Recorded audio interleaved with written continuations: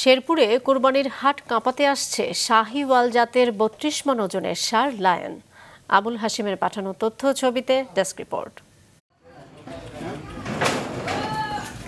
ঈদুল আজহা উপলক্ষে শেরপুরে কুরবানির হাট কাঁপাতে আসছে শাহিওয়াল জাতের ষাঁড় লায়ন।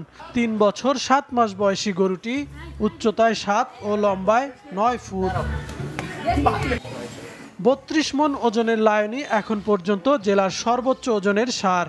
চালচলনে রাজকীয় ভাব আছে বলেই এর নাম রাখা হয়েছে লায়ন। এই গরুটা আমি ৪ বছর যাবত পালতেছি।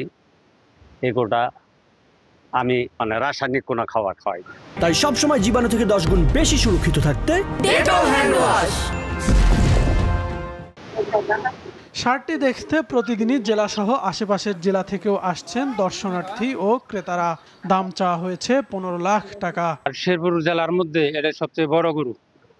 বিভিন্ন এলাকাতে লোকজন আসে দেখে। এটি ৩ বছর ৭ মাস আমাদের প্রত্যক্ষ তত্ত্বাবধানে সম্পূর্ণভাবে প্রাকৃতিক খাবার খাইয়ে লালন পালন করা হয়েছে এবং এর মাংস সম্পূর্ণভাবে নিরাপদ।